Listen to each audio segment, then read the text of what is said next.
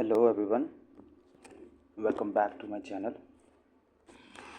I hope you all are doing well. So in this video मैंने last 5 years के PYQ जो हैं polity के उनको कंपाइल किया है. And why I am doing this is because CAPF के लिए पर्टिकुलरली हमें कोई ऐसे PYQ वाली बुक नहीं मिलती जिसमें सब्जेक्ट वाइज कंपाइलेशन दी हो. उसमें मोस्टली ईयर वाइज कंपाइलेशन दी होती है क्वेश्चन पेपर्स की. सो इसमें मैंने सब्जेक्ट वाइज कंपाइलेशन किया लास्ट 5 years के क्वेश्चंस की. So without wasting much time let's move ahead. And मैं ये इसलिए बना रहा हूँ बिकॉज मैंने लास्ट के 5 years के क्वेश्चंस को एनालाइज किया एंड आई हैव ऑब्जर्व्ड कि बहुत सारे टॉपिक्स हैं और बहुत सारे थीम्स हैं जो रिपीट होते हैं from previous years. And I will show you in this video also. So 2019 से लेके मैंने 2023 तक के क्वेश्चंस इसमें रखे हैं. ज़्यादा बैक में नहीं गया, मैं ज़्यादा पीछे नहीं गया बिकॉज बहुत सारे ट्रेंड्स चेंज हुए हैं लास्ट 5 years में. So let's get started. ये क्वेश्चन मैंने डालना नहीं था सार्क वाला बिकॉज ये करंट बेस्ड है, बट मैंने इसलिए इसको ऐड किया बिकॉज सार्क में न्यू कंट्रीज़ जो हैं वो ऐड हो रही हैं. So it is probable that this question could be asked. So इसमें बोल रहा है कि ऑब्जेक्टिव क्या क्या हैं सार्क के. The first one is to promote the welfare of people of South Asia and to improve the quality of life. ये भी है because it is a general statement. Because SAARC की फुल फॉर्म हमें पता है South Asian Association of Regional Cooperation. So ये South Asia के लोगों की क्वालिटी ऑफ लाइफ को इम्प्रूव करेगा. Second is to promote and strengthen the collective self-reliance among South Asian countries. Again, general statement. The third one is to contribute to mutual trust, understanding, and appreciation of one another's problem. ये भी general statement है. सो हमको ये दिख रहा है कि first 3 are general statements. जहाँ पे फर्स्ट 3 नहीं है उनको हम उड़ा सकते हैं. नाउ यहाँ पे पूछा है ऑप्शन करेक्ट कौन सा है.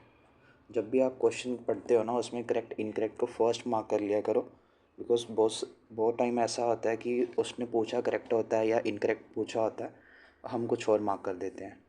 सो यहाँ पे बोल रहा है करेक्ट कौन सा है. फोर्थ स्टेटमेंट में उसने कहा है to work towards ending cross border terrorism. See this आपको ऐसा लग सकता है कि इसका ये भी ऑब्जेक्टिव होना चाहिए. ठीक है, आपको ऐसा लग सकता है बट ऐसा नहीं है. So 4 is also out. We are left with option B, which is a correct answer. Because अगर आप गूगल पे चेक करोगे सार्क के ऑब्जेक्टिव्स उसमें आपको टेररिज्म की कोई बात नहीं दिखती. First 3 are there but terrorism के ऊपर वो बात नहीं करता. Let's move to another question. यहाँ पे बोल रहा है कि इम्पीचमेंट ऑफ सुप्रीम कोर्ट जज को लेके कौन सी स्टेटमेंट करेक्ट नहीं है. Let's read the first statement. First statement में ये बोल रहा है a motion addressed to the president signed by at least 100 members of both the houses of parliament is deliver to speaker. See यहाँ तक लेके ना अगर हम इस चीज़ को इग्नोर कर दें पूरी स्टेटमेंट इज़ करेक्ट. बट यहाँ पे लिखा है at least 100 members of both the houses, जबकि ऐसा नहीं होता. अगर लोकसभा में मोशन लाया जा रहा है तो वो 100 members के द्वारा सपोर्टेड होगा. एंड अगर राज्यसभा में लाया जा रहा है देन 50 members द्वारा सपोर्टेड होगा. So this was wrong here. So उसने पूछा इनकरेक्ट कौन सा है. Option A is incorrect. अब यहाँ पे पूछ रहा है नेशनल इमरजेंसी के रिगार्डिंग कौन सी स्टेटमेंट करेक्ट है. ओके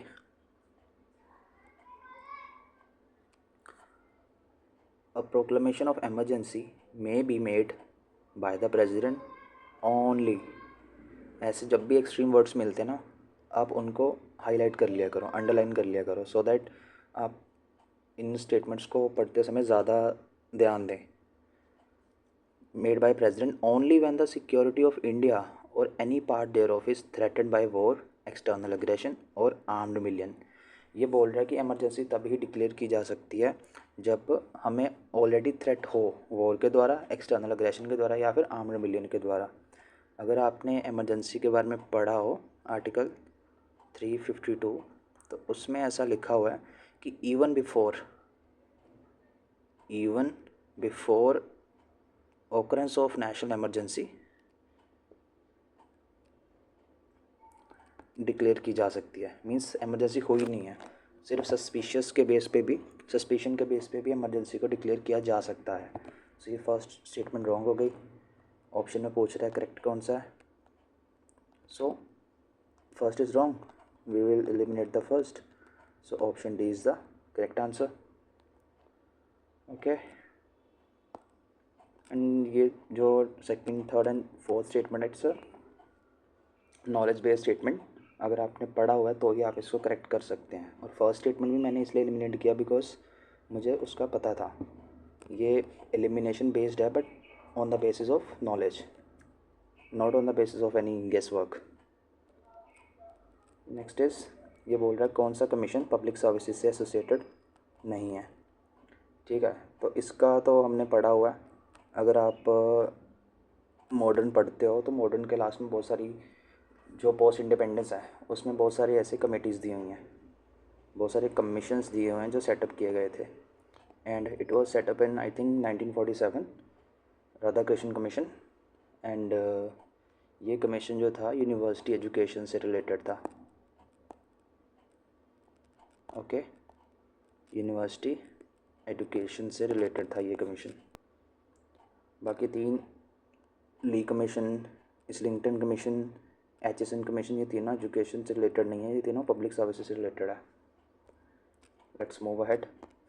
ये बोल रहा है हबीस कॉर्पस से कौन सा केस डील करता है। ठीक है, अभी यहाँ पे फेमस केस है एडीएम वाला। अगर आपने पॉलिटी पढ़ी हो, पॉलिटी में दिया हुआ है, जब हम फंडामेंटल राइट्स पढ़ते हैं उसमें आर्टिकल 32 में जब रिट्स आती हैं तब उसमें ये केस मेंशन किया हुआ है। हबीस कॉर्पस में साइड में केस मेंशन किया हुआ था कि एडीएम जबलपुर वर्सेस शिवकांत शुक्ला। तो वहाँ पे ये मेंशन किया हुआ है कि ये केस हबीस कॉर्पस से डील करता है। Next is, which among the following statements regarding powers of high court under article 226 is not correct. हमको पता है कि आर्टिकल 226 में रिट्स होती हैं बाय हाई कोर्ट्स। ओके, तो ये बोल रहा है कौन सी करेक्ट नहीं है। सो फर्स्ट लिखा है it can issue writs of habeas corpus, mandamus, quo warranto, certiorari and prohibition. Yes, it is a correct statement. Next is, writs can be issued to enforce any right conferred by part third and any other purpose. हमको पता है कि जो high court writ issue करता है वो किसी भी राइट के लिए की जा सकती है, not only for fundamental right. तो ये स्टेटमेंट भी करेक्ट है। थर्ड स्टेटमेंट में बोला this power can derogate the power conferred to supreme court under article 32। ये बोल रहा है कि ये जो पावर है ना हाई कोर्ट को दी गई है रिट इशू करने की, ये सुप्रीम कोर्ट की पावर को अंडरमाइन करती है, डेरोगेट करती है, which is incorrect. So our answer should be C. मैंने इस साइड में इतनी ब्लैंक स्पेस इसलिए दी है so that we can write extra information on it. Next question is, national human right commission was established under which law. So ये तो बहुत इजी क्वेश्चन आई थिंक। इसमें ईयर सब में 1993 दिया हुआ है, उसने कंफ्यूज करने के लिए यूपीएससी ने सब में सेम ईयर दे दिया है। बिकॉज आपको तो इतना पता होगा कि 1993 में लॉ आया था ह्यूमन राइट को प्रोटेक्ट करने के लिए, उसी के अंडर कमीशन सेटअप किया गया था। सो अब अगर आपको एग्जैक्ट लाइन नहीं ना पता तो आप इसका आंसर गलत मार्क कर सकते हो। Protection of human rights act इसका करेक्ट आंसर था। Okay, next is, which of the following is not an official language of the UN. UN की कौन सी ऑफिशियल लैंग्वेज नहीं है। सो ये तो नॉलेज बेस्ड है, इसमें कोई तुक्का नहीं चलेगा, कोई गेस वर्क नहीं चलेगा। बहुत सारे लोगों को लग सकता है कि अरेबिक इसकी नहीं होनी चाहिए, कि अरेबिक यूएन की ऑफिशियल लैंग्वेज में नहीं होना चाहिए। चाइनीज़ लग सकता है कि चाइनीज़ होगा बिकॉज चाइना तो P5 का मेंबर भी है, तो चाइनीज़ तो होनी चाहिए। अगर चाइनीज़ होनी चाहिए तो हम ऑप्शन बी को एलिमिनेट कर देंगे। देन स्पेनिश भी होनी चाहिए, इसको भी कर देंगे। Now we are left with two options, Arabic and German. But यहाँ पे अरेबिक भी यूएन की ऑफिशियल लैंग्वेज का पार्ट है। सो ऑप्शन सी भी गया, we are left with only option D which is correct answer.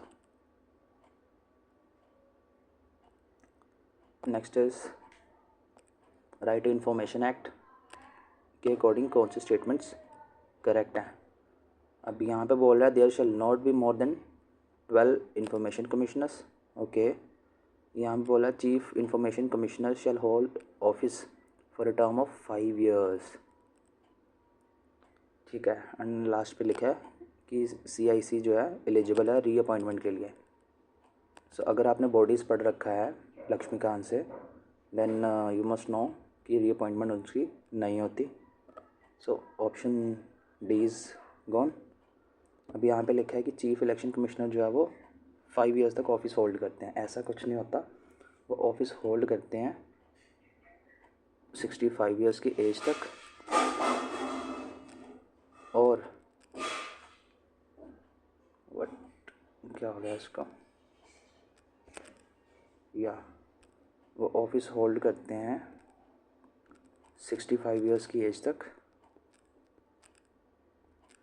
Plus और जितनी भी टर्म सेंट्रल गवर्नमेंट डिटर्मिन करे। मतलब कि इनकी टर्म जो होती है वे 2 साल रहेंगे, 3 साल रहेंगे, 1 साल रहेंगे, वो सेंट्रल गवर्नमेंट डिसाइड करती है। So second was also wrong, second is wrong, so we are left with only option A which is a correct answer. Okay, next ये पूछ रहा है who among the following was the first protem speaker to be unanimously elected as the speaker of the Lok Sabha. So ये आपको पढ़ने वाली चीज़ है। ये पार्लियामेंट वाले चैप्टर में जहाँ पे स्पीकर मेंशन्ड होता है वहाँ पे एक लिस्ट दी हुई है स्पीकर्स की। लक्ष्मीकांत के लास्ट में भी, पार्लियामेंट चैप्टर के लास्ट में भी टेबुलर फॉर्म में लिस्ट दी हुई है स्पीकर्स की, डेप्यूटी स्पीकर्स की। तो अगर आपने वो पढ़ा होता देन दिस माइट बी, आप इसको करेक्ट कर सकते थे। इसका आंसर सी होना चाहिए, सोमनाथ चटर्जी।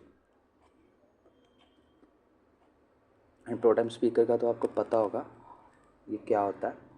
सो इनका मेन काम होता है ओथ दिलवाना। Main work is to oath को एडमिनिस्टर करना न्यू लोकसभा की। उसके बाद ये फैसिलिटेट करते हैं फंक्शनिंग ऑफ लोकसभा। उसके बाद जब ओथ हो जाती है तो न्यू पार्लियामेंट जो होती है स्पीकर को इलेक्ट कर लेती है। एंड स्पीकर इलेक्शन डेट जो है वो प्रेसिडेंट डिसाइड करते हैं, ये याद रखना आप। एंड डेप्यूटी स्पीकर की डिसाइड करते हैं speaker. Okay, let's move ahead. Which of the following is not correct. Legislation on criminal laws bearing exception is subject under concurrent list. Okay, bankruptcy and insolvency under concurrent list. Interstate trade and commerce is under state list. अब भाई इतना तो आप पढ़ चुके होंगे कि कोई भी चीज़ जो इंटरस्टेट रिलेटेड है ना, चाहे इंटरस्टेट माइग्रेशन हो, इंटरस्टेट क्वारंटीन हो, इंटरस्टेट ट्रेड हो, ये सारा यूनियन लिस्ट में आता है। So it is incorrect. I will recommend कि आप जो 7th शेड्यूल है ना उसको पढ़ के जाएं। 7th शेड्यूल को आप अच्छे से पढ़ के जाएं। जो सेंटर स्टेट लिस्ट है उसको आप एक बार नज़र से घुमा लें, सो दैट अगर कोई क्वेश्चन आता है सब्जेक्ट से तो आप उसको करेक्ट कर पाएँ। नेक्स्ट ये पूछ रहा कोठारी कमीशन जो है वो कब अपॉइंट किया गया था। सो इट वाज 1964 बिकॉज ये मेंशन्ड है पोस्ट इंडिपेंडेंस में, ये चीज़ मेंशन की हुई है। लक्ष्मीकांत में नहीं है बट स्पेक्ट्रम में ये चीज़ मेंशन्ड है। So it was related to education, Kothari commission, and it was set up in 1964।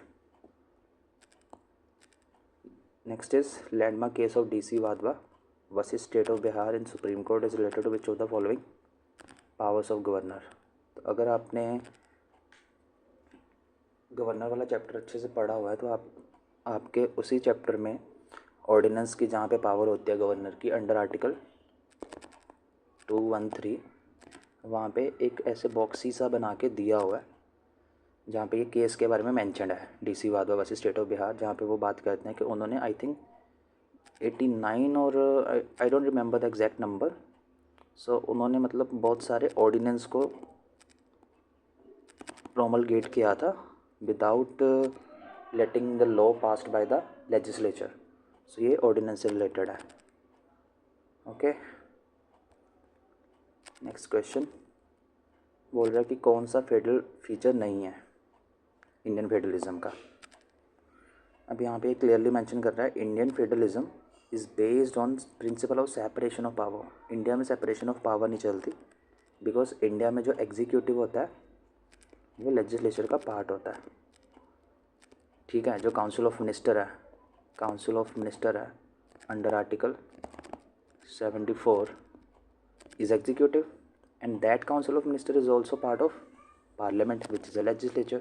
सो इनमें सेपरेशन नहीं होता। Option D is incorrect.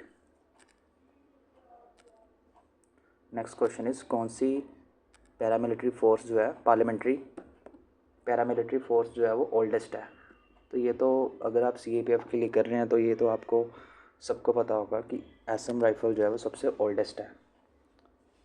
It was constituted I think in 1834 और 5 आई गेस, मे बी 5 होना चाहिए। 1835 में ये बनाई गई थी। Okay, let's move to next question. बोला which of the following statements about princely states in India is not correct. British government declared that states were free to join either India or Pakistan or remain independent. It is a correct statement. Decision to join either India, Pakistan or to remain independent was left not to the people of princely state but to the princely rulers. It is also correct. यहाँ पे बोला ruler of Travancore first decided to remain independent. It is also correct. अब ये बोल रहा है state of Travancore finally joined India को उन्होंने ज्वाइन कर लिया थ्रू प्लेबिसाइड। तो ये प्लेबिसाइड नहीं था यहाँ पे प्लेबिसाइड गलत मेंशन किया हुआ है इसका।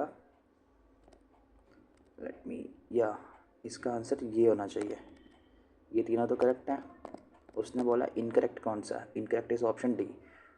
रूलर जो थे त्रवैंकोर के ये फर्स्टली चाहते थे कि इंडिपेंडेंट इनकी स्टेट हो। इंडिपेंडेंट रहना चाहते थे, ना इंडिया में ना पाकिस्तान में। बट बाद में इनके ऊपर असासिनेशन अटैम्प्ट हुआ था, इनका मर्डर करने की कोशिश की गई थी। सो उसकी वजह से इन्होंने फाइनली जो स्टेट थी अपनी इनकी उन्होंने इंडिया में ज्वाइन कर लिया था, बट वो प्लेबिसाइड नहीं था। Next question is public undertaking committee के बारे में कौन सी स्टेटमेंट्स आर करेक्ट। फर्स्ट बोल रहा है there are more members from Rajya Sabha than from Lok Sabha. अरे भाई, अगर आपने पढ़ रखा है ये कमेटी के बारे में, पब्लिक अंडरटेकिंग कमेटी, उसमें आपको पता होना चाहिए कि इसमें 22 मेंबर्स होते हैं विच इज़ 15 + 7 यानी 15 लोकसभा से एंड 7 राज्यसभा से। सो फर्स्ट स्टेटमेंट तो रॉन्ग हो गई। सेकंड में बोल रहा है चेयरमैन जो है कमेटी का अपॉइंट किया जाता है by speaker of Lok Sabha. So mostly जितनी भी कमेटीज़ हैं इनके चेयरमैन जो है वो स्पीकर ही अपॉइंट करते हैं। So option B is correct. Let's move ahead. ये बोल रहा है कि Dhivehi is a principal language of which of the following duties. Dhivehi language कहाँ की है। तो इसमें तो आप एलिमिनेट भी कर सकते हो कि लद्दाख की तो अलग है, जम्मू कश्मीर में तो डोगरी लैंग्वेज है या फिर उनकी अपनी लैंग्वेज है, और पुडुचेरी एंड लक्षद्वीप बचता है। तो पुडुचेरी जो है वो चेन्नई के आसपास है, इस साइड पे पुडुचेरी है, ठीक है। एंड लक्षद्वीप दिवेही लैंग्वेज है ये मालदीव्स में प्राइमरली बोली जाती है। मालदीव्स, श्रीलंका, वहाँ पे ये लैंग्वेज बोली जाती है। सो मालदीव्स के आसपास लक्षद्वीप है। इसका answer should be C. It was knowledge based, मुझे इसका आंसर पता था बिकॉज मैंने ये पढ़ा हुआ था। सो अगर आपने ये नहीं पढ़ा तो it may be difficult for you, but अभी तो हम PYQ कर रहे हैं तो आपको पता चल गया होगा। Let's move to next question. Which is the following sources of law in India. कौन कौन से सोर्सेज ऑफ लॉ हैं इंडिया में? कॉन्स्टिट्यूशन ऑफ इंडिया डेफिनेटली है। स्टैट्यूट्स जो पार्लियामेंट लॉ बनाती है वो भी है। कस्टमरी लॉज, जो भी लॉज रिलीजन के बेस पे हैं या जो भी लॉज हमारे जो रिलीजियस टेक्स्ट होते हैं उसके बेस पे हैं, उससे भी वो भी सोर्सेज ऑफ लॉ हैं हमारे लिए। केस लॉज, जो सुप्रीम कोर्ट डिसाइड करता है केस टू केस, वो भी as a source of law है। सो इसका answer should be D, all is the answer. Okay, let's move to next question. Which of the following statement is not correct? See, मैं ये fast इसलिए कर रहा हूँ बिकॉज आप video देख रहे हैं एंड आप इसको वीडियो को पॉज करके इसका आंसर मार्क कर सकते हैं। अगर मैं ऐसे लाइव होता तो मैं डेफिनेटली इसको इतना फास्ट नहीं करता। ओके, नाम बोला कौन सा करेक्ट नहीं है? Censure motion can be moved against single minister, yes. Motion of no confidence cannot be moved against Prime Minister alone. Then censure motion cannot be moved against entire Council of Minister.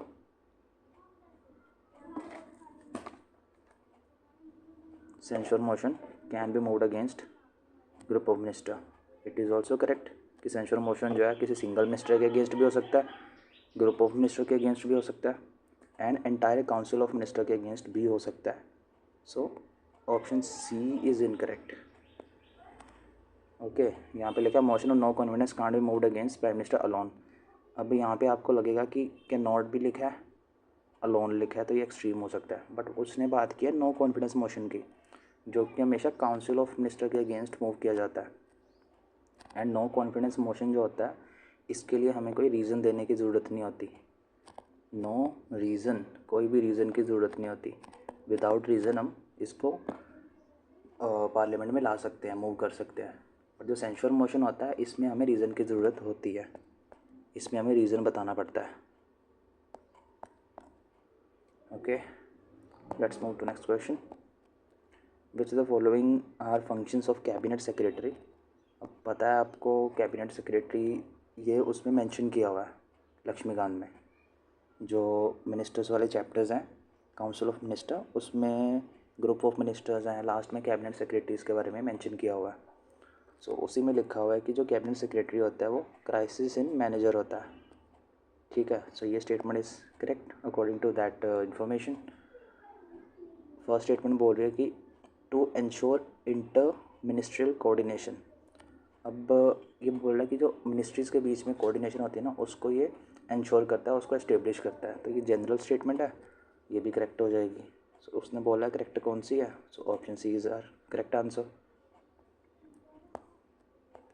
Next is appointment जो है वो बोल रहा है which statement is correct regarding appointment of district जजेस। First statement, they are appointed by chief justice of concern high court. ऐसा नहीं होता, वो गवर्नर अपॉइंट करते हैं। सो अगेन यहाँ पे लिखा प्रेसिडेंट, उड़ा देंगे। They are appointed by governor, okay, in consultation with the high court of that state, yes it is correct. जो डिस्ट्रिक्ट जज होते हैं उनको गवर्नर अपॉइंट करते हैं हाई कोर्ट के साथ कंसल्ट करके। Let's move to another question. ये बोल रहा है कौन कौन सी स्टेट्स जो हैं वो लैंडलॉक्ड है और इंटरनेशनल बॉर्डर शेयर नहीं करती। ठीक है, सो आंध्र प्रदेश लैंडलॉक कहाँ से हो गया? उड़ गया। ठीक है, नेक्स्ट इज़ हिमाचल, ये तो बॉर्डर करता है, ये भी उड़ जाएगा। Next we have again Andhra Pradesh, ये भी कोस्टल स्टेट है, लैंडलॉक नहीं है, ये भी उड़ जाएगा। So we are left with option B which is correct answer. Chhattisgarh, Haryana, Jharkhand, MP, Telangana, all of these are landlocked states.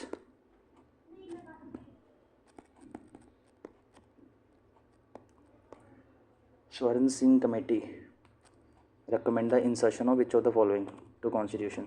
अरे भाई इतना फ्री का क्वेश्चन है ना ये, कोई भी नहीं छोड़ेगा इस क्वेश्चन को। और अगर आप ऐसे क्वेश्चंस में गलत लगा के आ रहे हो ना, then you are already out of the league, आप गेम से पहले ही बाहर हो चुके हो।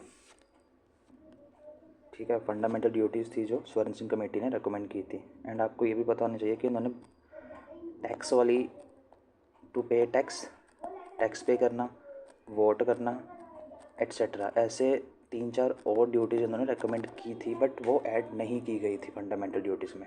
सो इसका भी क्वेश्चन पूछ लेता है UPSC कि जो स्वर्ण सिंह कमेटी ने रेकमेंड किया था उसमें टैक्स भी था, टैक्स पे करना, वोट देना, ये भी ड्यूटीज़ थी, तो वो करेक्ट होगी statement. Let me erase this. Let's change the color. या ये बोल रहा है कि चेयरपर्सन एंड मेंबर्स जो हैं नेशनल ह्यूमन राइट कमीशन के, उनकी एज, उनकी टर्म ऑफ ऑफिस कितनी होती है। ठीक है, ये नॉलेज बेस्ड है purely. It is 3 years plus 65, no sorry 3 years and 70 years। या सो दिस वाज, इसको उड़ा देंगे, ऑप्शन बी बचता है। सी, ऐसी चीज़ों के ना, ये जितने भी स्टैट्यूटरी या कॉन्स्टिट्यूशनल बॉडीज़ हैं, इनका आप एक पेज बना लीजिए, A4 शीट लीजिए, उसके ऊपर जस्ट ये लिख दीजिए कि कितने मेंबर्स होते हैं, मेंबर्स कितने होते हैं उनके, ठीक है, उनकी टर्म कितनी होती है, उनका रिमूवल कौन करता है, उनकी अपॉइंटमेंट कैसे होती है, मींस कमेटी रिकमेंडेशन के थ्रू होती है या डायरेक्ट सेंट्रल गवर्नमेंट करती है या प्रेसिडेंट अपॉइंट करते हैं। बस ये 4 चीज़ें लिख लीजिए, आपके आई कैन अश्योर कि आपके 70-80% क्वेश्चंस डायरेक्टली वहाँ से हो जाएंगे। बिकॉज मैंने 5 पेजेस की A4 शीट बना रखी है, उसमें जितने भी स्टैट्यूटरी बॉडीज़ हैं, कॉन्स्टिट्यूशनल बॉडीज़ हैं, मैंने सबका ऐसे ही 4 चीज़ें लिख रखी हैं कि कौन अपॉइंट करता है, कितने मेंबर्स होते हैं, टर्म कितनी होती है, रिमूवल कैसे होता है। एंड हर बार मैं वही पढ़ता हूँ जब भी मैंने कोई एग्ज़ाम देना होता है, एंड मेरा मोस्टली करेक्ट हो जाता है। Next is Maneka Gandhi case, which of the following is not correct. इसमें बोल रहा है it was held that article 19 and 21 are not water tight compartments. Okay, it was held that a law coming under article 21 may not satisfy requirement of article 19। Okay, fair trial eliminate the basis against accused in the trial, and last statement is right to life under article 21 does not include right to die। so इसमें इसका answer होना चाहिए था D, because Maneka Gandhi case में supreme court ने कहा था कि राइट टू लाइफ में राइट टू डाई भी आता है, right to life also include right to die. And इसमें नैरो डेफिनेशन जो थी राइट टू लाइफ की, उसको इंटरप्रेट किया था सुप्रीम कोर्ट ने, राइट टू लाइफ की नैरो डेफिनेशन दी थी सुप्रीम कोर्ट ने, उन्होंने बोला था कि राइट टू डाई भी इंक्लूडेड होता है।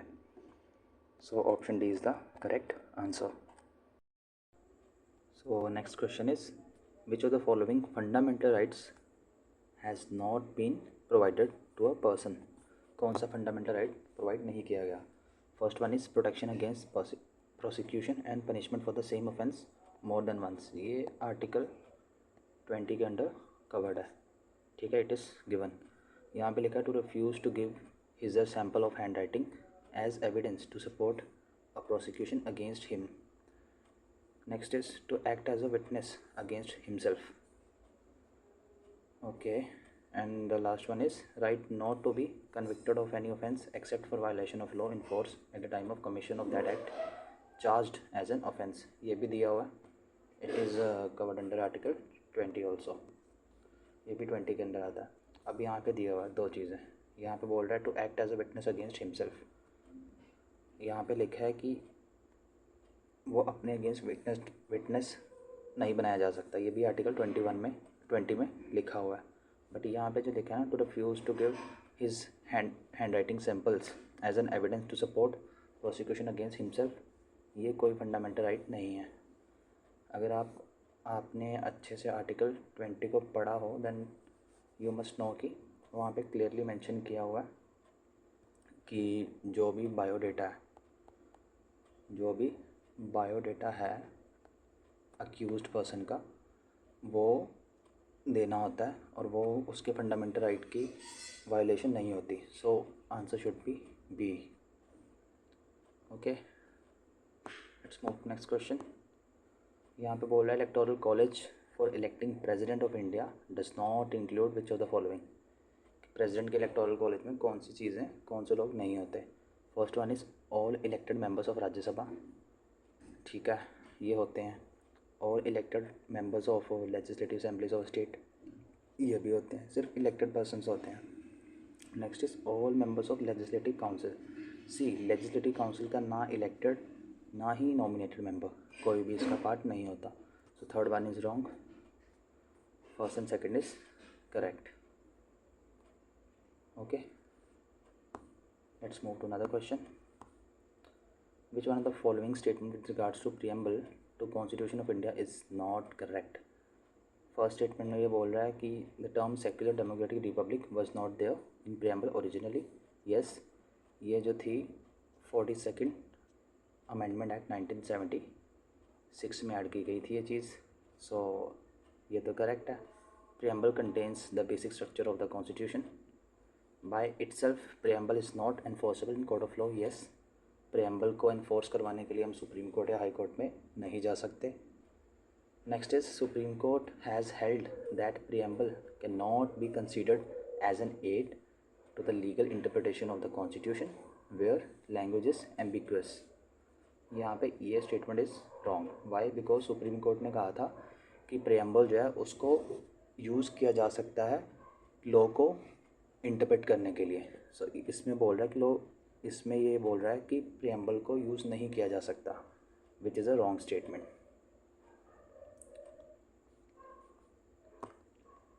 Now which of the following statement about personal liberty is not correct? कौन सी स्टेटमेंट करेक्ट नहीं है?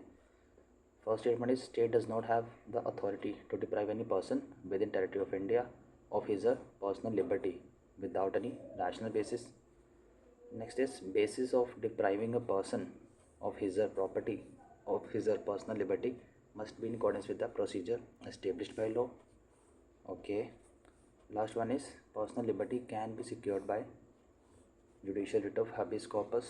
Okay, and the last is majority view of the Supreme Court in A.K. Gopalan versus State of Madras invented due process of law. It is wrong here because ये इसमें invent नहीं हुआ था, ये किसी और केस में ड्यू प्रोसेस ऑफ लॉ जो था इन्वेंट हुआ था.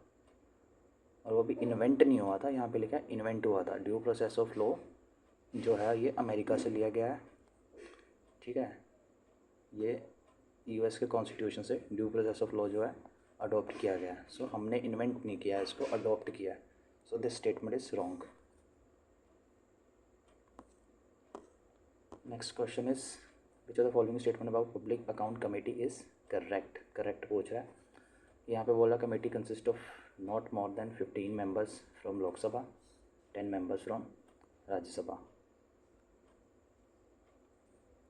यहाँ पे जो नंबर्स हैं उन्होंने उसमें गड़बड़ी की हुई है. जो पब्लिक अकाउंट कमेटी होती है उसमें टोटल 22 मेंबर्स होते हैं. 15 + 7, 15 from Lok Sabha and 7 from Rajya Sabha. ठीक है, इसने बोला कौन सा स्टेटमेंट करेक्ट है, so it is incorrect. Next यहाँ पे 7 होना चाहिए था. Next is finance minister is ex officio. Finance minister किसी भी कमेटी की मेंबर नहीं होती. Next is a member of committee is given a term for 1 year. Yes, it is correct. जो भी मेंबर्स होते हैं वो 1 साल के लिए इलेक्ट होते हैं. ये कमेटीज़ होती है हर साल रिकॉन्स्टिट्यूट की जाती है. So it is a correct statement. Next is which the following is not about supreme court is not correct? Supreme court has been invested with advisory jurisdiction. Yes, supreme court जो है वो president को advice भी करते हैं.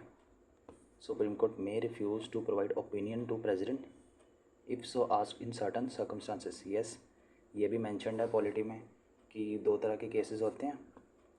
एक हो गए लॉ एंड फैक्ट वाले केसेस, दूसरे हो गए प्री कॉन्स्टिट्यूशन ट्रीटी से related.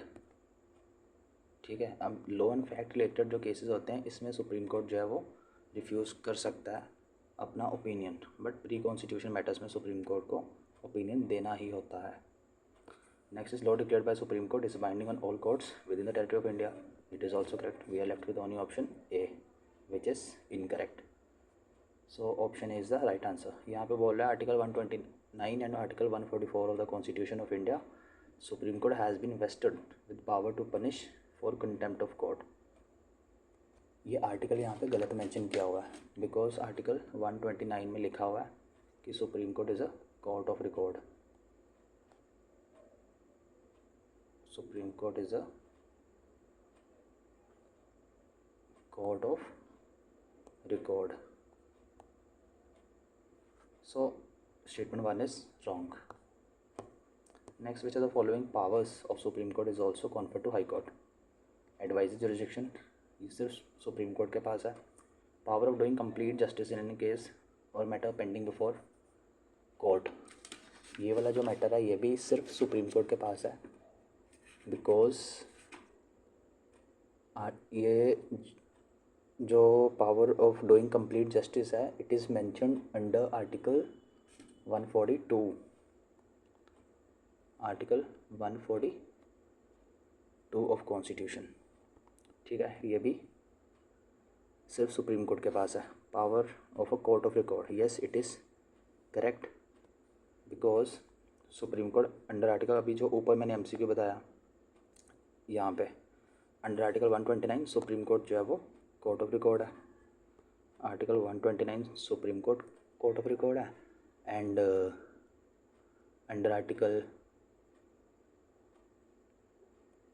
I am not able to recall, जो हाई कोर्ट होते हैं वो भी कोर्ट ऑफ रिकॉर्ड होते हैं, उनका आई थिंक वॉज 215 या 215 was the article for high court. So supreme court and high court दोनों कोर्ट ऑफ रिकॉर्ड होते हैं अपने अपने सफ़ेयर में. So option C is the right answer. Now question 47, constitution of India does not guarantee which of the following as a fundamental right. कौन सा fundamental right guaranteed नहीं है? राइट इक्वालिटी है हमारे पास, राइट अगेंस्ट एक्सप्लॉयटेशन भी है, right to carry on trade and business भी है under article 19, but right to property is not a fundamental right, because right to property जो था इसको रिमूव करके लीगल राइट बना दिया गया था under article 300A by 44th amendment 1978. So option C is the right answer. Next is who can be appointed as a judge of Supreme Court. यहाँ पे फर्स्ट स्टेटमेंट में बोल रहा है कि an advocate who has practiced for at least 10 years in any court. Yes, it is correct. Judge of High Court for at least 3 years. यहाँ पे ये 3 years जो है इन्होंने गलत दिया है. It should be 5 years. यहाँ पे 5 होना चाहिए था, ना कि 3. So option B is the right answer. Next is who fixes the date of election of speaker of Lok Sabha. See Lok Sabha speaker जो होता है ना उनके इलेक्शन की डेट प्रेसिडेंट फिक्स करते हैं, एंड डेप्यूटी स्पीकर जो होते हैं डेप्यूटी स्पीकर की डेट फिक्स करते हैं स्पीकर. ये याद रखना, यहाँ पे बहुत सारे बच्चे कंफ्यूज हो जाते हैं. So answer is President of India. Next, who among the following warned his colleagues that Constituent Assembly was a British made and was working the British plan as British should like it to be worked out. ये किन्होंने कहा था? तो ये कहा गया था सोमनाथ लहरी जी के द्वारा. It is mentioned in post independence वाली जो बुक है उसमें भी मैंशनड है, और ये बिपिन चंद्रा में भी मैंशनड है. बट आई डोंट थिंक ये सबको याद रहता होगा, बिकॉज इतना डिटेल में हम ऐसी चीज़ें नहीं पढ़ते. सो इट्स ओके, अगर आपसे कोई क्वेश्चन नहीं भी हो रहा तो डोंट टेक स्ट्रेस कि मुझसे क्यों नहीं हो रहा, बिकॉज ये वो नॉलेज है जो नॉर्मली बुक्स में मैंशन नहीं होती. Next question is which of the following statement with regards to DPSP is not correct. They are not enforceable in court of law. Yes, DPSP को इन्फोर्स करवाने के लिए हम कोर्ट में नहीं जा सकते. Next is they can override all the fundamental rights. ऐसा कब से होने लग गया? अगर हम DPSP को इन्फोर्स करवाने के लिए कोर्ट में नहीं जा सकते तो वो फंडामेंटल राइट को ओवर राइट कैसे करेंगे? इसीलिए option B is the right answer, because fundamental rights superior हैं DPSP से. ऐसा सुप्रीम कोर्ट ने खुद बोला है कुछ केसेस में, और कुछ एक्सेप्शन है इनको लेके नो डाउट, बट ये स्टेटमेंट गलत है कि ओवरराइड कर सकते हैं all the fundamental rights. Next is which of the following powers has not been conferred on the president of India.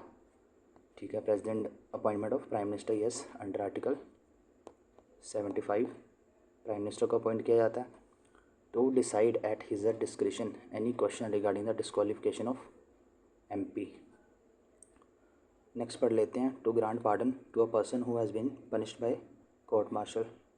Yes, ये भी पावर है प्रेसिडेंट के पास। टू रिमूव अ जज ऑफ हाई कोर्ट, ये भी पावर है हाई कोर्ट के पास, but this power is not with the president. यहाँ पे लिखा है to decide at his her discretion any question regarding disqualification of members of parliament. See, यहाँ पे जो डिसीज़न होता है ना, फर्स्टली वो होता है स्पीकर का या फिर चेयरमैन का, ठीक है। अगर उनसे डिसीज़न ना हो तो ये केस जाता है इलेक्शन कमीशन के पास, जिसका डिसीज़न फाइनल होता है। Next question, let me change the colour, okay या। So Constitution of India contains no provision for the constitution of municipalities in every state for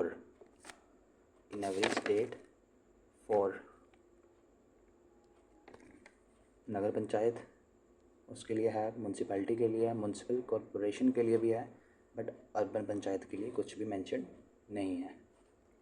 because 3 tier हमारा system होता है, नगर panchayat, municipal council and municipal corporation. ये municipal corporation जो है big, जो बड़ी डिस्ट्रिक्ट्स होती हैं, बड़ी डिस्ट्रिक्ट्स टाउन होते हैं जो, उनके लिए होती है।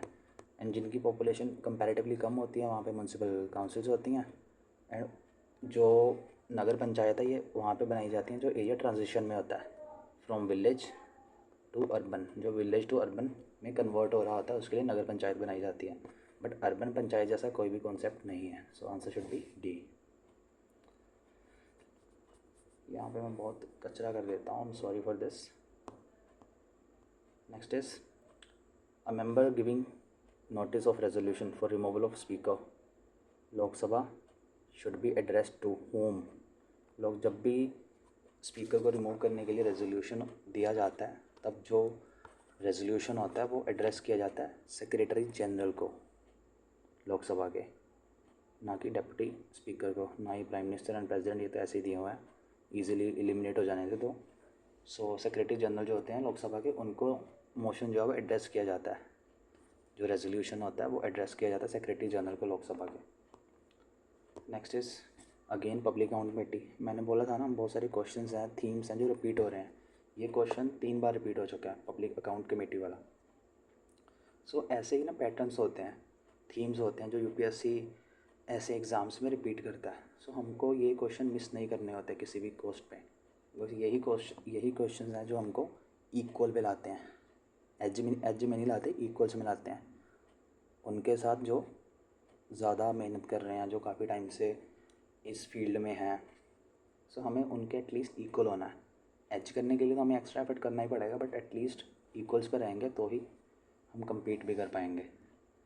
सो यहाँ पे बोला it consist of 15 members from Lok Sabha and 7 from Rajya Sabha. जैसा मैंने ऊपर कहा था इसमें 22 मेंबर्स होते हैं, 15 + 7, वही वाली स्टेटमेंट डायरेक्टली दी हुई है। उसने बोला कौन सी करेक्ट है, सो स्टेटमेंट 1 इज़ करेक्ट। इतना इजी क्वेश्चन था, जिसने ये पीवाई को देखा होता तो उसका भी वो वाला क्वेश्चन इजीली करेक्ट हो जाना था। नेक्स्ट इज़ अगेन स्पीकर पूछ रहा है। सो आपने देखा ही 3rd टाइम है स्पीकर का क्वेश्चन आया, 3rd time in a row, 3rd time speaker का क्वेश्चन पूछा गया। एंड इस साल भी मोस्ट प्रोबेबल है कि स्पीकर का क्वेश्चन जो है वो पूछा जाएगा, बिकॉज जब न्यू गवर्नमेंट इस साल फॉर्म हुई थी आफ्टर इलेक्शन, तो स्पीकर को लेके बहुत सारी चीज़ें न्यूज़ में थी कि स्पीकर की पोस्ट किस पार्टी के पास जाएगी, या बहुत सारी कंट्रोवर्सीज थी स्पीकर को लेके, स्पीकर की पावर्स को लेके। सो इट इज़ एक्सपेक्टेड कि स्पीकर का क्वेश्चन इस साल भी आ सकता है। सो इसको ज़रूर देख के जाना आप। बोल रहा कौन सी स्टेटमेंट करेक्ट है। Election of the speaker of Lok Sabha is conducted by election commission of India. अरे भाई, इलेक्शन कमीशन थोड़ी कंडक्ट करेगा। जो स्पीकर होता है वो ऑलरेडी एक एमपी होता है, मेंबर ऑफ पार्लियामेंट, जिसका इलेक्शन ऑलरेडी हो गया होता है। सो उसका अलग से इलेक्शन कमीशन थोड़ी करवाता है। 1 is wrong, we will eliminate the 1 and option 2 is correct in any case. यहाँ पे लिखा है speaker on assuming his office is not required to make or subscribe oath and affirmation. Yes, it is correct, because speaker जो होता है उसने as an MP already oath ले ली होती है, ठीक है, तो उनको दोबारा से ओथ लेने की ज़रूरत नहीं होती। Next is speaker does not exercise a casting vote in case of equality of votes. So ये रॉन्ग स्टेटमेंट है। जब भी इक्वालिटी ऑफ वोट होती है ओनली देन स्पीकर जो है वो कास्टिंग वोट करते हैं to break the tie. So option A is the right answer. Next is again panel of chairperson. ये क्वेश्चन हमने ऊपर भी देखा है, अगेन ये दोबारा क्वेश्चन आया है। Panel of chairperson in Lok Sabha which of the following statement is correct. Panel of chairperson is drawn from ruling party only. ऐसा नहीं होता। पैनल ऑफ चेयरपर्सन में मिक्स मेंबर्स होते हैं, रूलिंग के भी हो सकते हैं, ऑपोजिशन के भी हो सकते हैं। So first is out. Then panel of chairperson is nominated by different political parties and appointed by Speaker Lok Sabha. Then panel of chairperson consists of 10 members and one of them preside over house when speaker and deputy speaker are not there. ये statement correct है third वाली। Statement third is correct. And जो या panel of chairperson nominated by different political parties and appointed by speaker, yes second is also correct. इसका answer is B.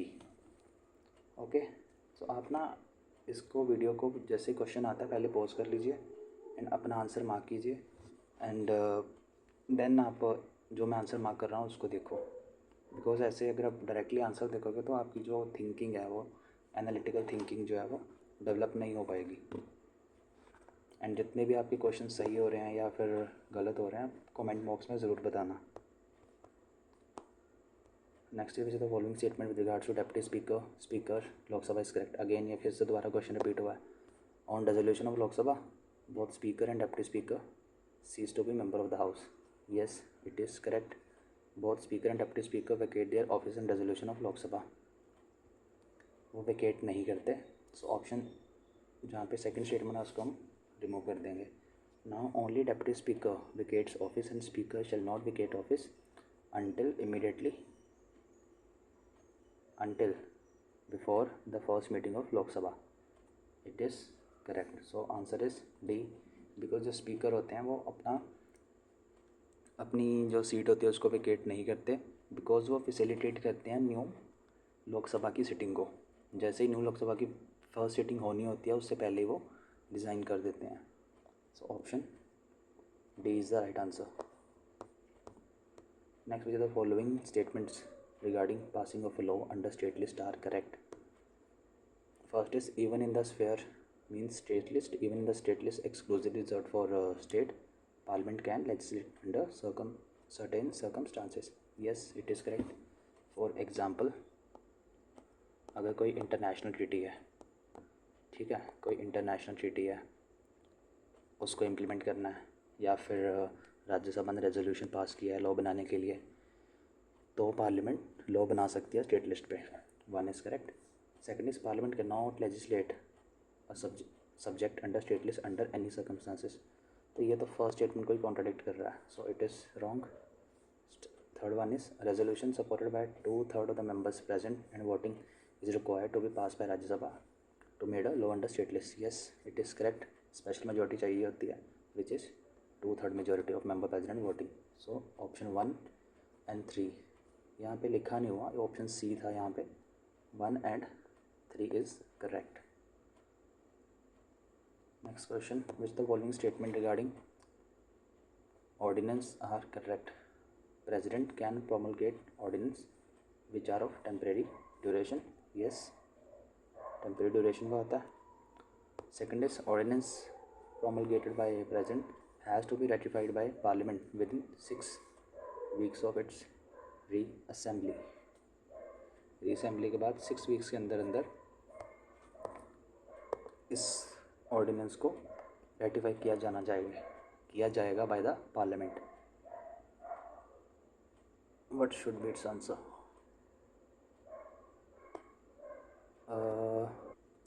It is also correct.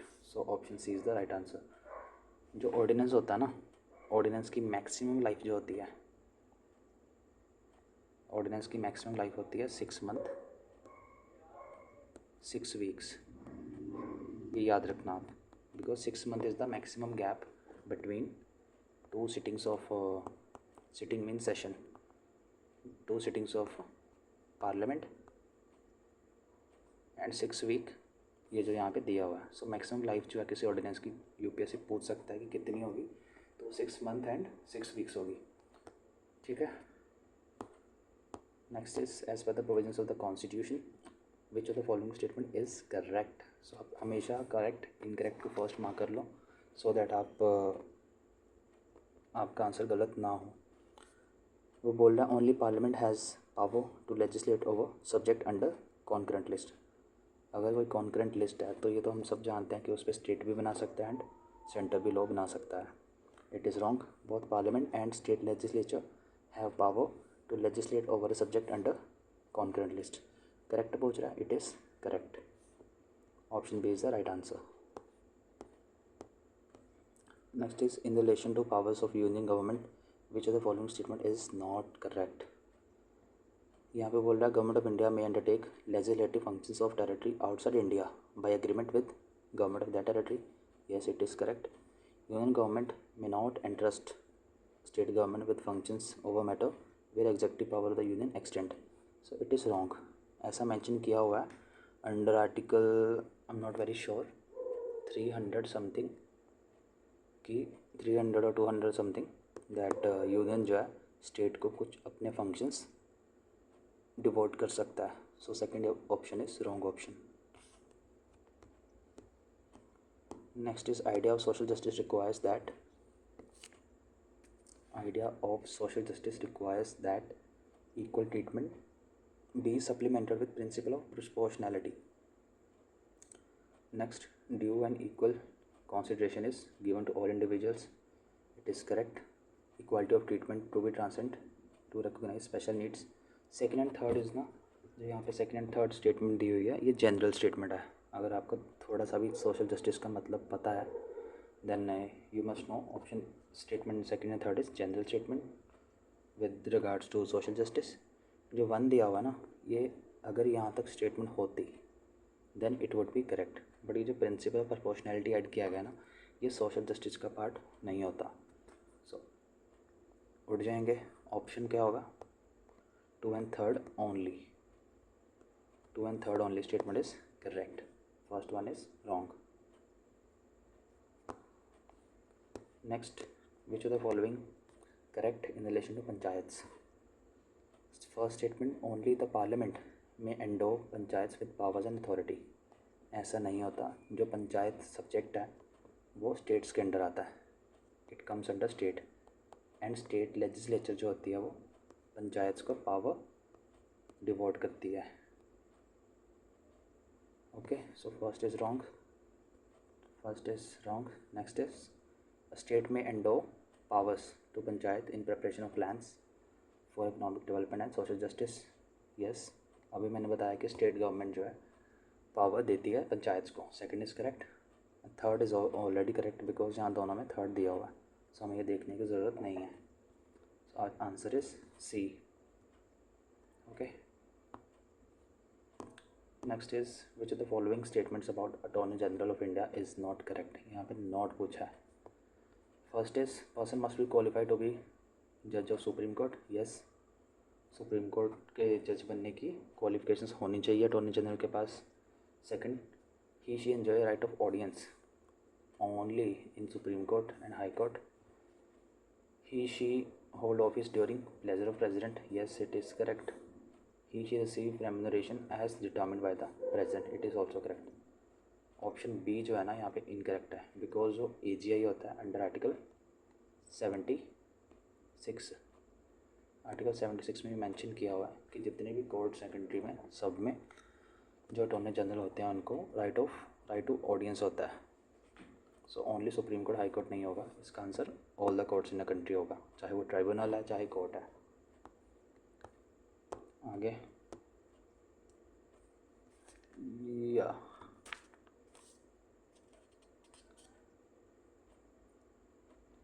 Next question is ये match the following पूछ रहा है. Pluralist democracy. Plural का मतलब बहुत सारे है ना. तो यहाँ पे चेक करते हैं कहाँ पे नंबर ज़्यादा दिया हुआ है. Power is always exercise bye, ये नहीं है, ये भी नहीं है। सोशल इक्वालिटी, ये भी नहीं है, यहाँ पे लिखा है या group to ensure, capacity of group to ensure governmental responsiveness. So option A का answer is 4, B is people's democracy. People's democracy यहाँ पे दिया हुआ है common ownership of wealth, social equality through common ownership of wealth. So यहाँ पे आ जाएगा this. And next is developmental democracy. Developmental democracy यहाँ पे डेवलपमेंट के ऊपर फोकस कर रहा है। सो यहाँ पे लिखा है highest and harmonious development of all individual capacities. So C का ऑप्शन हो जाएगा सेकंड। लास्ट में बताया एलिटेस्ट एलाइट, यहाँ पे क्या लिखा है power is always exercise by privileged few. So ये तो एलाइट को डिफाइन नहीं कर रहा है, सो इसका डायरेक्ट आंसर हो जाएगा ए। ओके, सो अकॉर्डिंग ए का हो गया 4, बी का हो गया अपना 3rd, सी का हो गया 2 एंड डी का हो गया 1। Okay, next is in relation to fundamental duties enshrined in the Constitution of India, which of the following statement is not correct? यहाँ पे not पूछ रहा है। Statement 1 is fundamental duties were not originally part of the Constitution. Yes, it is correct. Second is to safeguard public property and adjure violence are fundamental duties. Okay, then they are not enforceable through writs. Yes, fundamental duty को हम enforce नहीं करवा सकते। Last one is they may not be used for determining constitutionality of laws. It is wrong. Why it is wrong? Because supreme court ने किसी case में बोला था कि फंडामेंटल ड्यूटीज़ या फिर प्रियम्बल इनको यूज़ किया जा सकता है कॉन्स्टिट्यूशनैलिटी ऑफ लॉ को चेक करने के लिए। So it's answer should be D. Next is which of the following statement is not true of socialism. Statement 1, socialist analyze society in terms of income distribution. Yes, rich poor का difference देखा जाता है socialism में, rich and poor का difference देखा जाता है। Second, it emphasize the centrality of community. यहाँ पे centrality of community की बात नहीं की जाती, यहाँ पे equality की बात की जाती है। Socialism talk about equality, not centrality. So option B is the right answer. Then which of the following statement with regards to censure motion is not correct? Censure motion की बात कर रहा है। ये censure motion जो है ऊपर इसके आई थिंक 3 क्वेश्चंस ऑलरेडी हमने इसके आंसर कर दिए हैं censure motion, एंड अगेन ये दोबारा पूछा गया है। So you can see in last 5 years censure motion जो है वो 3 से 4 बार तक पूछा जा चुका है, सिर्फ एक ही क्वेश्चन है। तो अगर आपने सेंशुअर मोशन भी पढ़ा होता तो आप ये क्वेश्चन ईजिली हिट कर सकते हो। सो पूछ रहा है कौन सा इनकरेक्ट है। A leave of house is required to move it. Yes, मैंने ऊपर बताया था censure motion and no confidence motion का डिफरेंस, कि जो सेंशुअर मोशन होता है इसके लिए लीव ऑफ द हाउस ज़रूरी होती है, ठीक है। And government is free to fix date and time of this resolution. It is also correct. Again it can also be moved against the entire council of minister. Yes, speaker decides whether motion is in order. या speaker decide करता है कि motion जो है वो order में है या नहीं है। सो ये भी करेक्ट है। एंड ऑप्शन ए जो है ना यहाँ पे गलत है। वाई इट इज़ रॉन्ग, या वाई इट इज़ रॉन्ग, यहाँ पे लिखा है leave of the house is required to move it. Leave नहीं था यहाँ पे, रीज़न चाहिए था। यहाँ पे सेंशुअर मोशन के लिए रीज़न देना पड़ता है, सेंशुअर मोशन के लिए रीज़न देना पड़ता है, बट जो नो कॉन्फिडेंस मोशन होता है उसके लिए रीज़न देने की ज़रूरत नहीं होती। सो option A is the right answer. Next is which of the following is not correct feature of money bill. Okay, money bill it can only be introduced in Lok Sabha. Yes, only Lok Sabha में आ सकता है। Then deputy speaker can also ratify money bill in case speaker's post is vacant. Yes, it is also correct. Third statement is speaker's authority is final with regards to money bill. Yes. And the last one is it can be referred to joint committee of the houses. It is wrong because जो money bill होता है इसके लिए ना joint committee होती है, no joint committee और no joint sitting। इसको रिकमेंड नहीं किया जाता। So option D is the wrong option. Next ये पूछ रहा हूँ among the following was first non official member to be elected as speaker of the central legislative assembly in 1925। तो ये तो आप सबको पता होगा कि जो विठल भाई पटेल थे, ही वॉज फर्स्ट इलेक्टेड, ये सेंट्रल लेजिस्लेटिव असेंबली में फर्स्ट इंडियन थे जो इलेक्ट हुए थे as a speaker. So Vithalbhai Patel is the answer.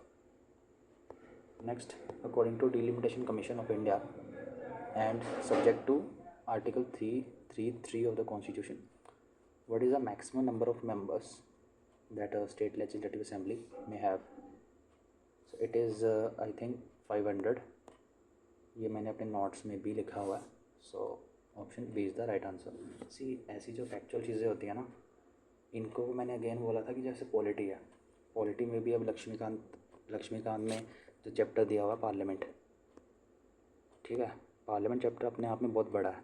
सो आप क्या करो, 3 से 4 पेज मैक्सिमम 3 to 4 पेजेस के नोट्स बना लो उसी से। जितने भी फैक्ट्स हैं, नंबर्स रिलेटेड, मोशन से रिलेटेड, जैसे अभी था censure motion and no confidence motion, जितने भी फैक्ट्स हैं ना ऐसे, उनको 2-3 पन्नों पे लिख लो। सो दैट जब भी आप कोई भी एग्ज़ाम दो या टेस्ट दो, सिर्फ उन 2-3 पेजों को पढ़ो, स्पेसिफिकली पूरी लक्ष्मीकांत आपको उठानी ना पड़े। बिकॉज बहुत सारी चीज़ें होती हैं जो हम मिस कर देते हैं लक्ष्मीकांत पढ़ते टाइम, बट जब हम नोट्स बना लेते हैं तो वहाँ पे इंपॉर्टेंट चीज़ें ऑलरेडी लिखी होती हैं। Okay, let's move to next question. Who was the president of constituent assembly? So ये तो सबको पता है, Rajendra Prasad was the president of constituent assembly.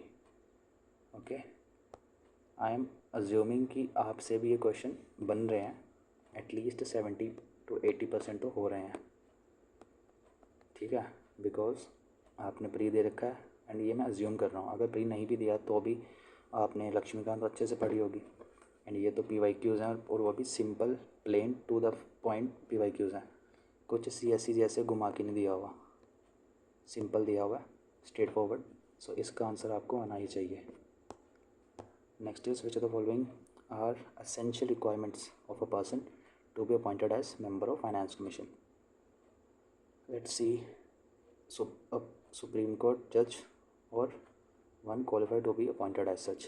सी यहाँ पे सुप्रीम कोर्ट नहीं होना चाहिए, यहाँ पे होना चाहिए हाई कोर्ट जज, ठीक है। To be member of finance commission आप हाई कोर्ट के जज होने चाहिए या फिर एलिजिबल होने चाहिए। So first is wrong, correct पूछ रहा है हमसे, फर्स्ट को उड़ा दिया, ऑप्शन सी बचा विच इज़ करेक्ट आंसर। यहाँ पे लिखा हुआ फाइनेंशियल मैटर्स में उसका एक्सपीरियंस होना चाहिए एंड इकोनॉमिक्स में होना चाहिए।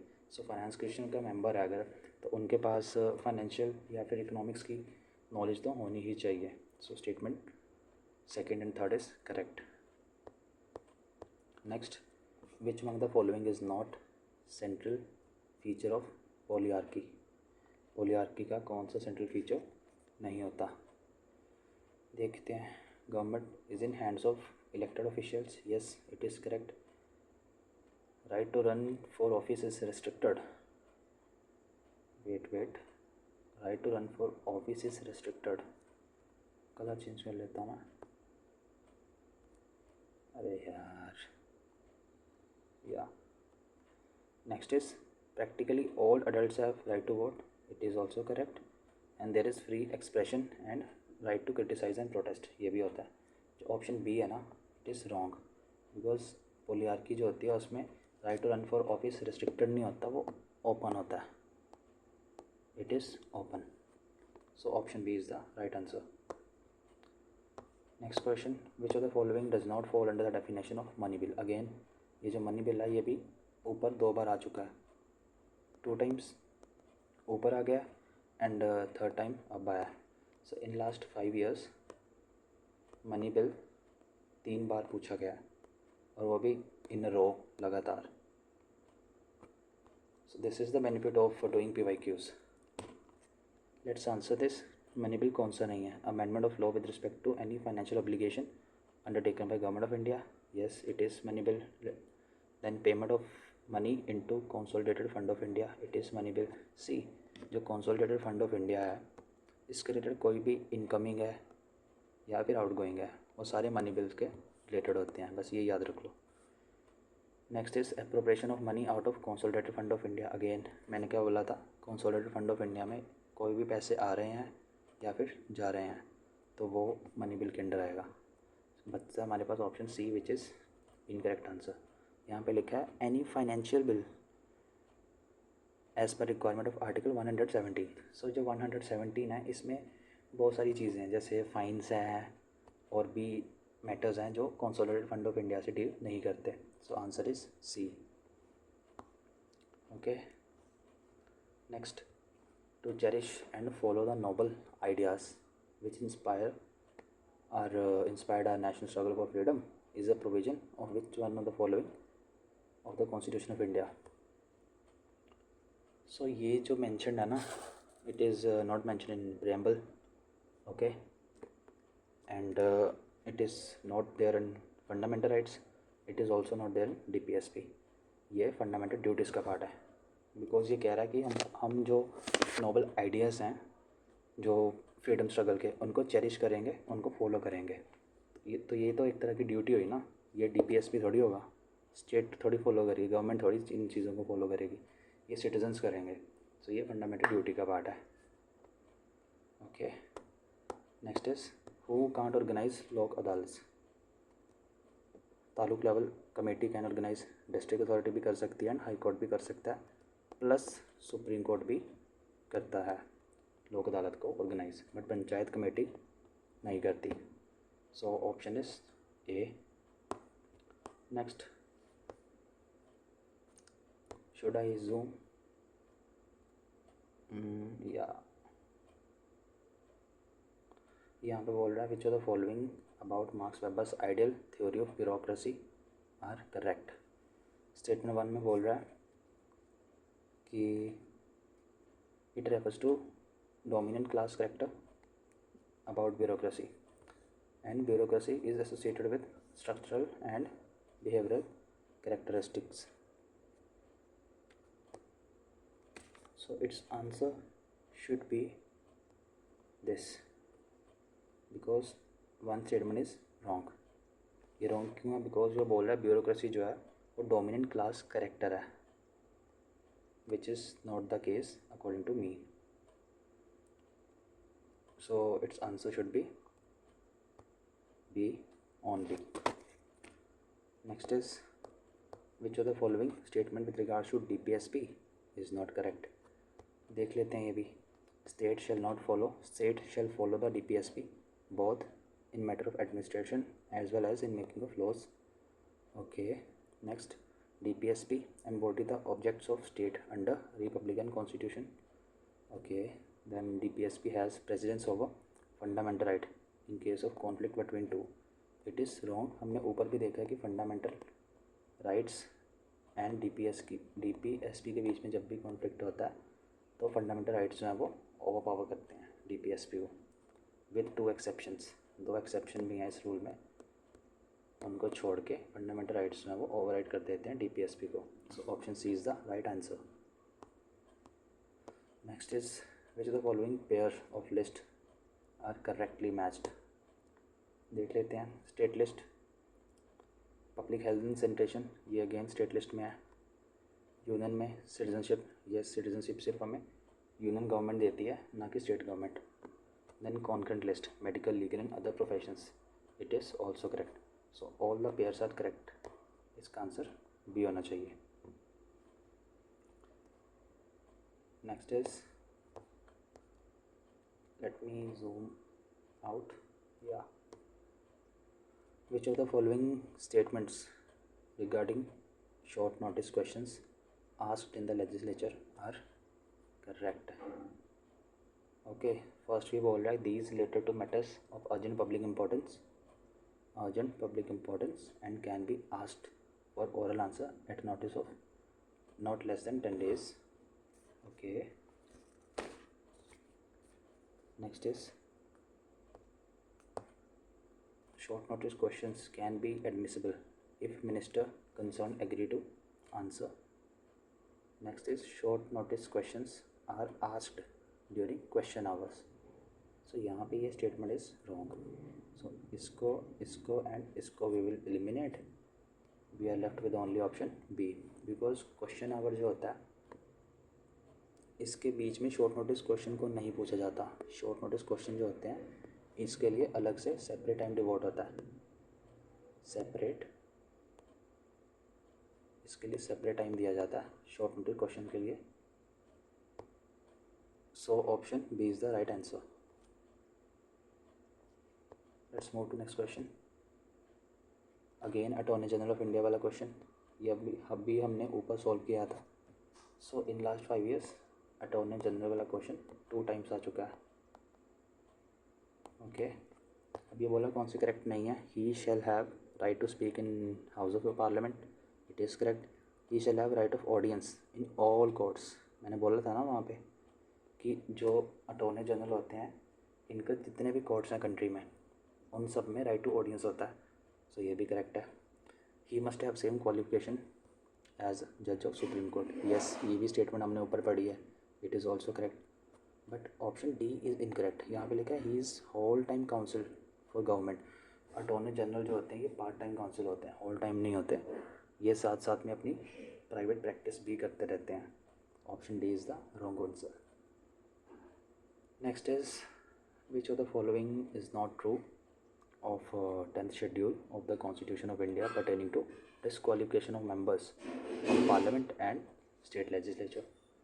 यहाँ पे बोल रहा है schedule lay down that elected members may be disqualified on the ground of defection. Yes, it is correct. Then disqualification on the ground of defection does not apply in case of merger with another political party. It is also correct.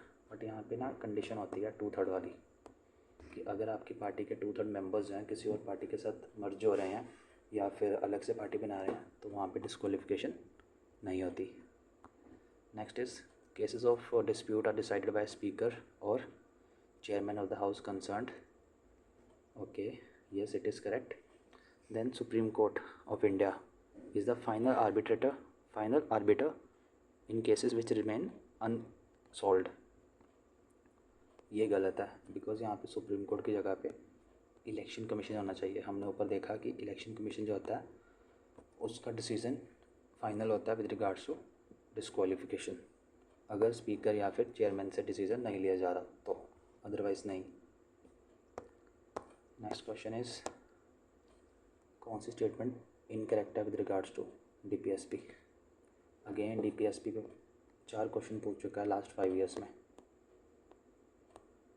So you should not miss these kind of questions at any cost. पहला बोला right to work, to education and public assistance in certain cases. Yes, ये article 41 में mentioned है. ठीक है, ये भी DPSP है. Then uniform civil code for citizens, ये आर्टिकल 44 में मैंशनड है. Then separation of judiciary from executive, ये आर्टिकल 50 में मैंशनड है. ठीक है. एंड लिखा हुआ है participation of workers in management of local self government. ये गलत है. यहाँ पे लोकल सेल्फ गवर्नमेंट नहीं होना चाहिए, यहाँ पे होना चाहिए था इंडस्ट्रियल मैनेजमेंट. ठीक है, अगर इंडस्ट्रियल मैनेजमेंट वर्ड मेंशन होता है यहाँ पे तो ये करेक्ट होता. So option D is the wrong answer. Next question is liberal democracy के फीचर्स बताइए. Statement 1 constitutional government based on formal usually legal rules. Okay. Then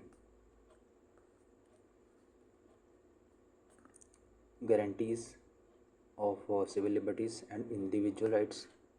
It is also correct. Then it invests political authority with potentially unlimited power. So question बोल रहा है liberal democracy के features कौन कौन से होते हैं. अगर हम लिबरल डेमोक्रेसी की बात कर रहे हैं तो हम किसी भी इंडिविजुअल को या ग्रुप को अनलिमिटेड पावर नहीं देते, हम हमेशा लिमिटेड पावर देते हैं. सो यहाँ पे लिखा है unlimited power. So option 3 statement 3 is wrong. 3 को उड़ा दिया. Option B is the right answer. So यहाँ पे ना आपकी पेरिफेरल नॉलेज है, जो अंडरस्टैंडिंग है पॉलिटी को लेके, लॉ को लेके, वो चेक की जा रही है. Okay, let's move to next question. यहाँ पे बोल रहा है which of the following forest acts divided the forest of India into reserved, unprotected and village forest. It was 1878 act. ये मैंने पढ़ा हुआ है, I read this in environment या। सो अगर आपको नहीं पता, अगर आपको ऐसे क्वेश्चन नहीं पता ना, तो प्लीज़ उनके ऊपर तुक्के मत मारिए। No guess work, no guess work, because ऐसे क्वेश्चन ही हमें नेगेटिव की तरफ ले जाते हैं।